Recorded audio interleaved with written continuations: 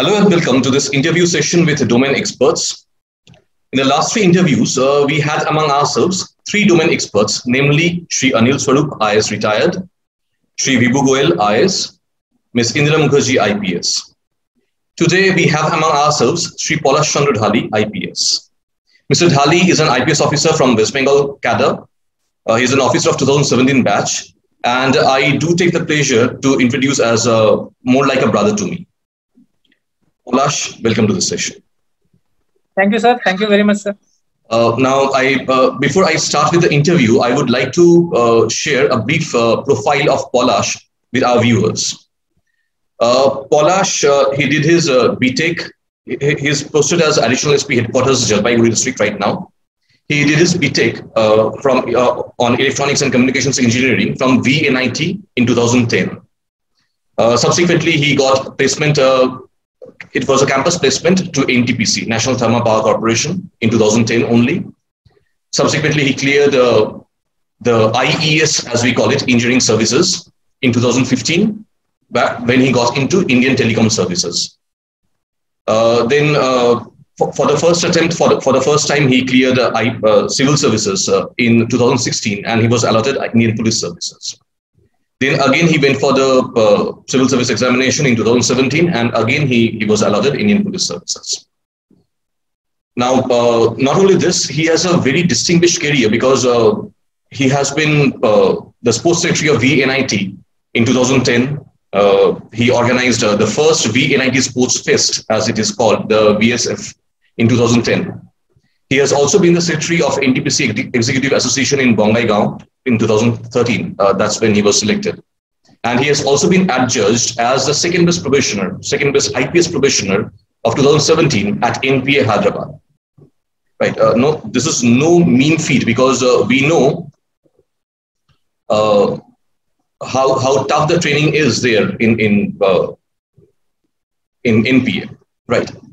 Now, Polash, I have a few questions here for you. That you had an illustrious career. You have 5 years of experience in PSU, but then why from the field of engineering to civil services? Why this jump?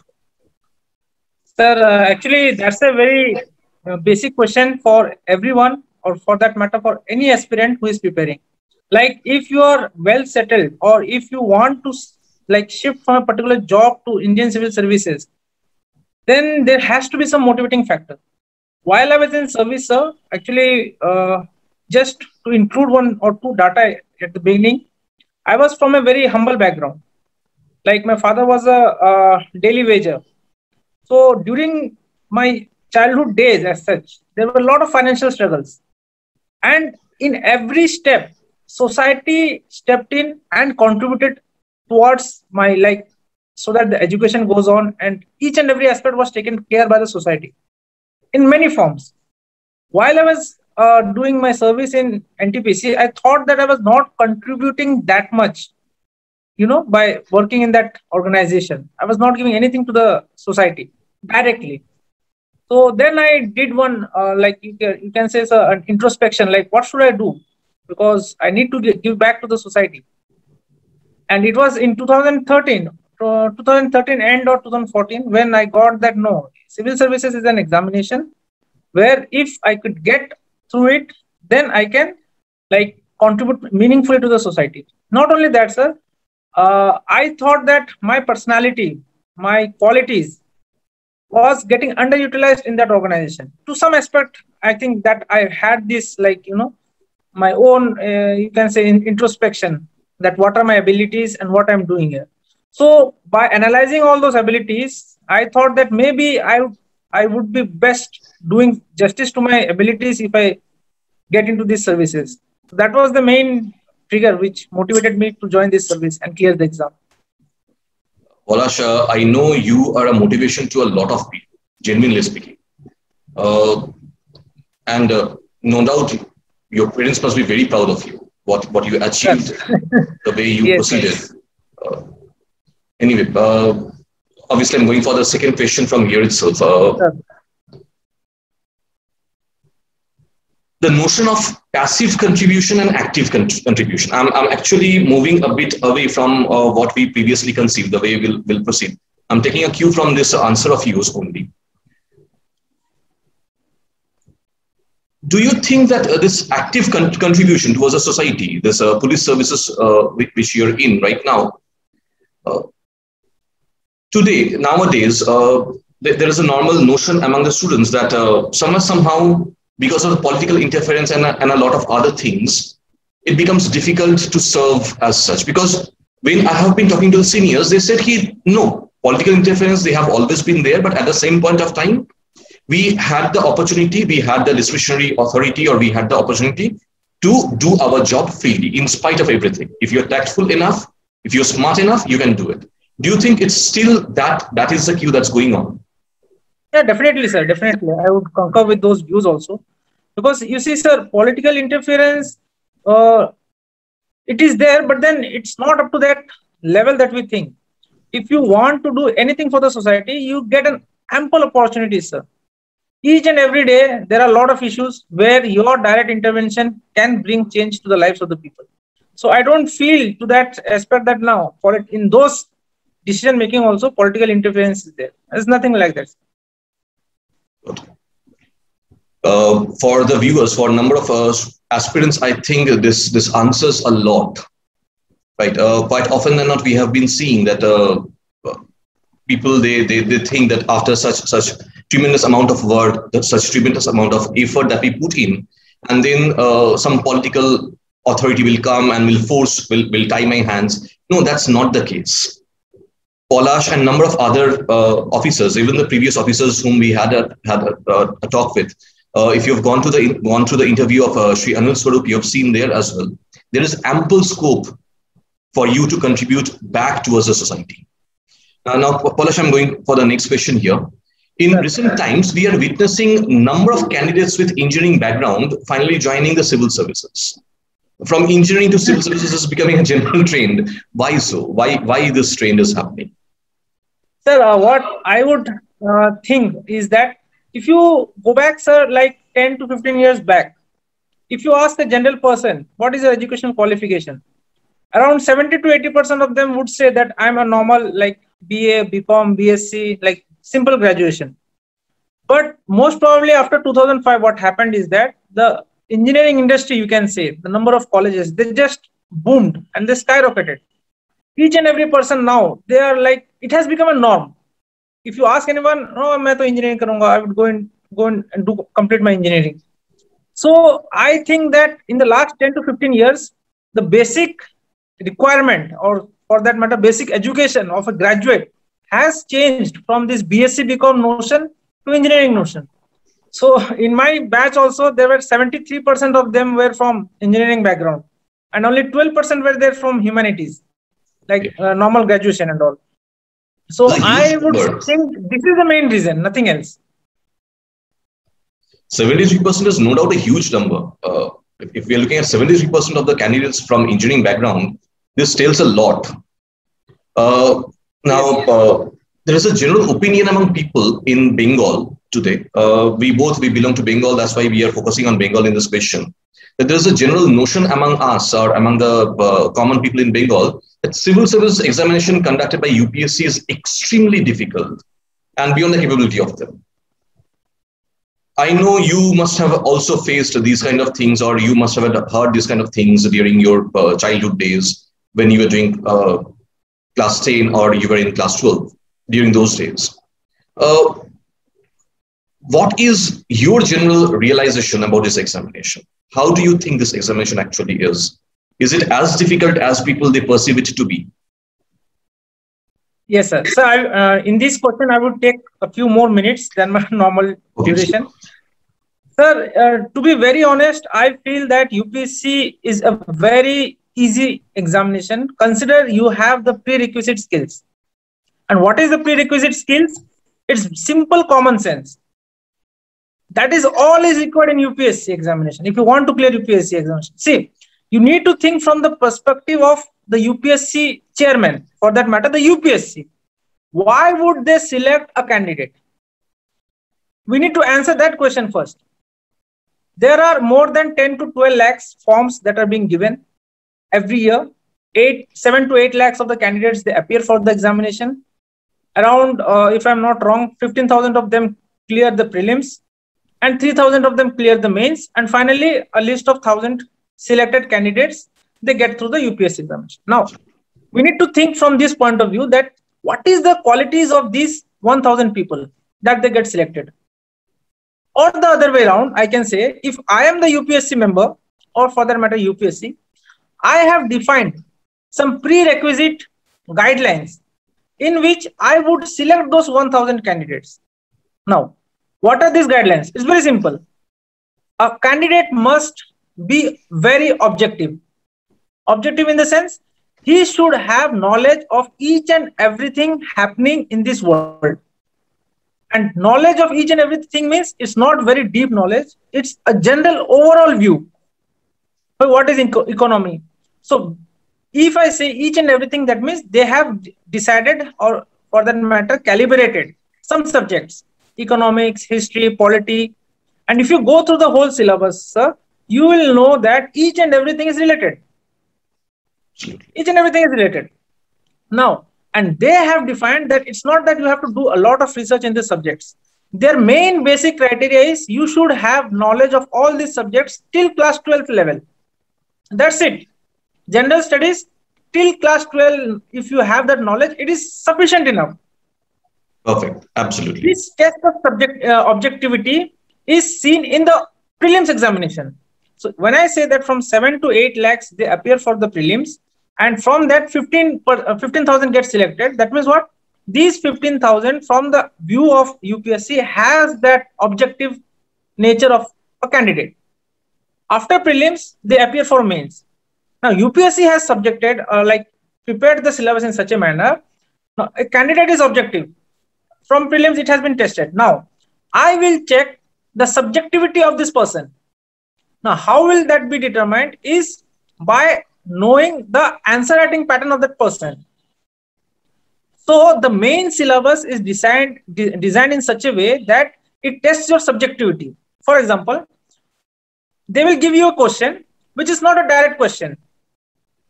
Okay. For example, now the recent news is Afghanistan. They will not tell that why. They will not ask like why Taliban took over Afghanistan, or what is the history of this whole, the movement. Right. That they will never ask.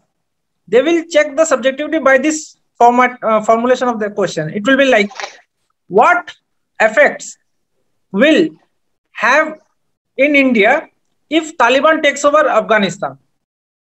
Now, this is the question. So, a candidate who is subjective enough, he will write the answer to the point, mentioning each and every aspect of the syllabus, like what will be the economic impact, what will be the foreign domestic diplomatic impact, what would be the historical impact, like strategic impact, obviously.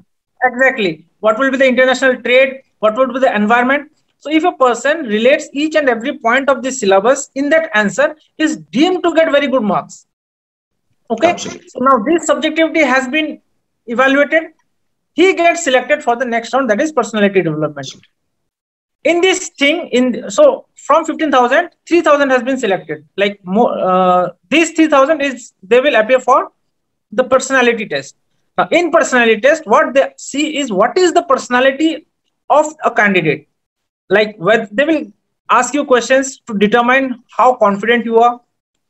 So see, in this service, like say I'm in police service, I need to make a lot of decisions upfront. So if I'm not confident enough in taking decisions, all the other people will dominate me. So UPSC will never select me if I'm not that confident. And that confidence and other aspects they check it during the personality interview. So if a candidate is confident enough, he will definitely pass the personality test also. So this is how a UPSC selects a candidate. Now I will tell you my example, sir. When I was preparing for UPSC, I had many options like should I go for WBCS or should I go for UPSC? Then I introspected myself and I saw that no, I think my abilities, my knowledge or whatever is that, it may be suitable for UPSC. So I prepared in that way. When I was preparing after a gap of 6 years, sir, I knew that before writing the exam, I knew there are many people who are giving this examination for 5 to 6 to 7 years, and they're not qualifying this examination. And I qualified this in my first attempt, because, and I am also confident that I don't know 90% of the things that these people know. I'm definitely sure. I just know only 10% of what these people who are preparing for 5 to 6 years, they know. Absolutely, absolutely. But having said that, I know that while I was preparing, I studied the mentality of UPSC.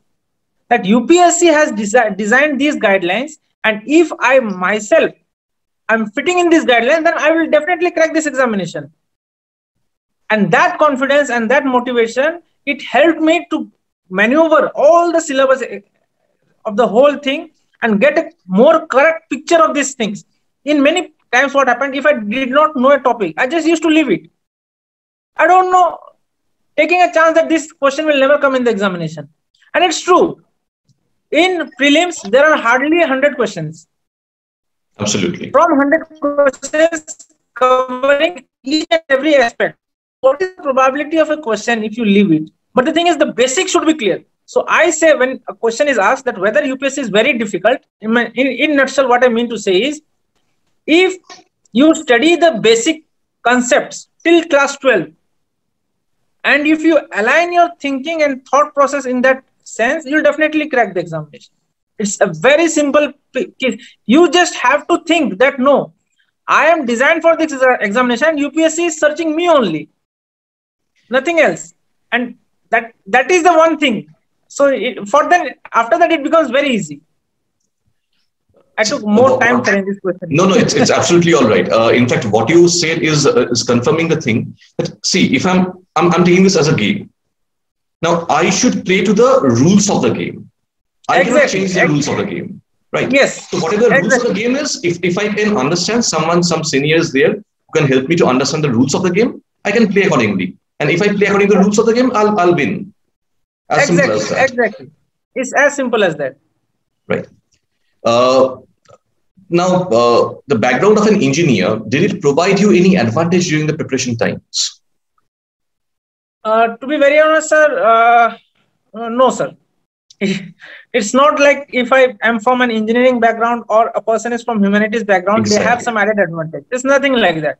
It's nothing like that. It's up to the individual, how he perceives things. And one more thing, sir, I would add. So, and one more thing I would add to this is, like, see, UPSC is like a whirlpool, you know. You go on giving exams, you don't clear. Then you think that, no, 3 times I have given, I should try again. It's very inside my reach. You study more. This is not going to help. Each and every person should limit a time duration. Because, see, it's very simple. If you are not able to crack in 2 to 3 attempts, there are exceptions, no doubt. I'm just saying it. But still, you should try to change the approach if you give more attempts. It's very simple in that sense. Exactly. In fact, why I asked this question, number of people, they feel that, if 73% of the engineers, they are cracking this examination, I'm from the field of humanities, will I be able to crack this examination? To do away with that fear psychosis, I asked you this question. Exactly. As much as I have understood, UPSC has created a level playing field for everyone. You come from whichever background, doesn't matter. There is a level playing field, and if you can perform accordingly, you'll be through. Right. Exactly. Now, the next question that I would like to raise is, can you tell us a brief about engineering services examination, the ESE or IES as a number, mostly we call it? Engineering services examination, sir, is only for like 4 streams: civil, mechanical, electrical, and one more subject that I'm forgetting right now. Civil, electrical, and electronics. Sorry, electronics engineering. These 4 subjects. So it's like the pattern is same that of civil services. Like they have this prelims, mains, and then final interview. The only thing is, it is completely related to a technical part. It's completely technical examination. They have only one paper for general studies, and that's it. Means most of the weightage is given to the technical background that you are from. Right. There's nothing like that. I'm going to my next question. It's a bit different from what we have been doing till now. Any commonality between ESE and CSE? The only thing is, I can say, to be very honest, while I was preparing for civil services, I was at that time working in NTPC. So, and for that time, I knew that the preparation has to be very rigorous. I should take the UPSC examination 1 year at a time. It's not like, no, I have 3 years time. So 1 year, every year I will complete 30%. Next year I will complete 30%. It doesn't happen. Exactly. 1 year rigorous preparation has to be there. And for that time, 4 to 5 hours was not sufficient for me while doing my job. Then I had to prepare my own, like there is an optional subject, you can say. So what I found is the optional subject is more or less related to engineering services, ESC. So I thought that if I crack ESC, my optional will be ready for the UPSC, the CSC.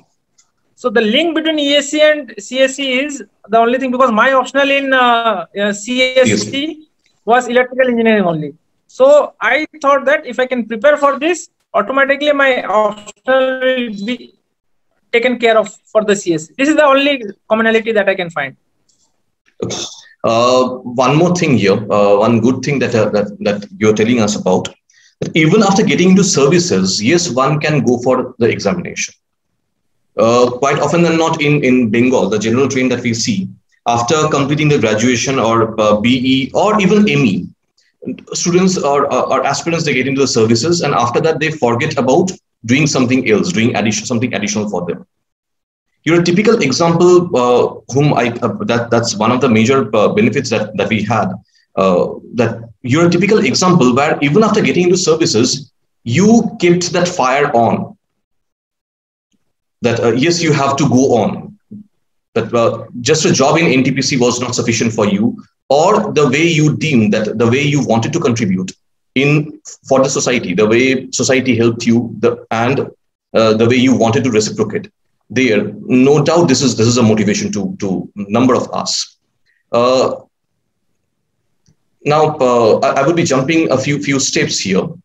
Normally, we see aspirants to start their preparation process for civil service examination only after completion of their BTech or graduation. I'm actually taking up from the discussion that we did here, from there only, that after BTech or graduation, they start their preparation. And as a result, they lose a few years. Now, what advantage you had? You went for the job, you were in the job, and simultaneously you were preparing. Okay. Now, will it be helpful if a candidate starts preparing for civil services, or at least starts preparing the foundation for civil services while they are in their graduation, if they can get proper guidance or good guidance there? Exactly, sir. Exactly. What I mean to say is, sir, a person who is aspiring for clearing this examination should start as soon as possible. As soon as possible means if he can start from class 12 also, then also it's good. The best example I can give is that of Tina Davi. I think she was 2015 batch, IAS topper, and her journey was like, she was completely focused for CSE, and hence, soon after her completion of class 12, she joined a humanities subject with political science as the main. Her option would be political science. So such was the vision of that lady. Right. So my suggestion would be, if you want to clear this examination, you should start as soon as possible, and even orient yourself towards a particular optional that you wish to take. In my case, what happened was, to be very honest, initially I said that I had a lot of financial problems. So for me, my first priority was solving this financial issue. And that is why I had to take the job.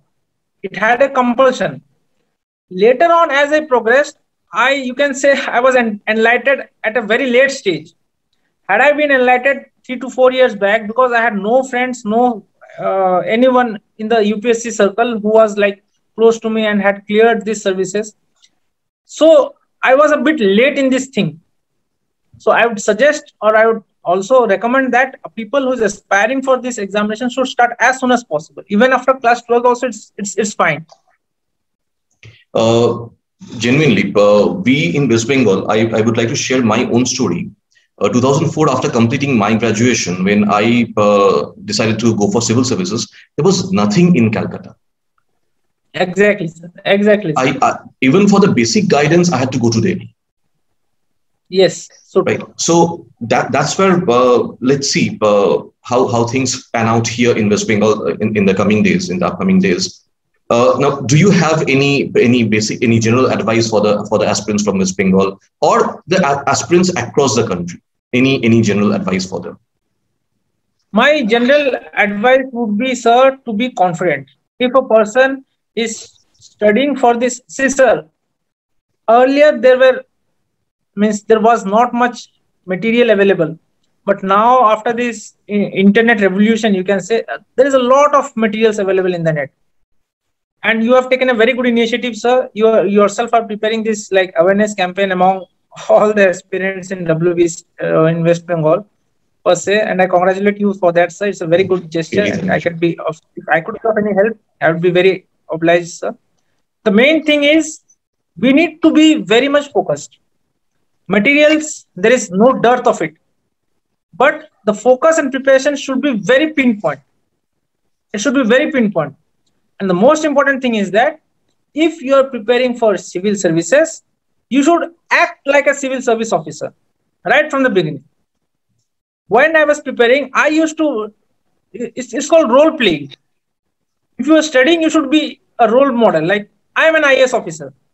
Now, if I am an IAS officer, what should be like my thinking, or how should I write this answer? If I'm an IAS officer, or if I'm a civil servant, not for that matter any officer, if I'm a civil servant, how should I answer this question? If I'm a civil servant, what should I study? So we go through the newspaper every time. There is a lot of news. Now, if I look from a civil servant point of view, what should be the topic that I should necessarily focus on? This is called focus study. And this would help you in determine the whole answer writing pattern you say, or the prelims, or the personality test. Be or play the role of a civil servant during the preparation only. That would sail you through this examination. It will be just a piece of cakewalk. It was genuinely a great piece of advice, Polash, no doubt about it. Anything specific about the engineering grads nowadays? Because we are having so many, no doubt, even in West Bengal, we have so many engineering colleges. At the same point of time, in civil services as well, we are seeing that the participation of engineering grads, it's increasing.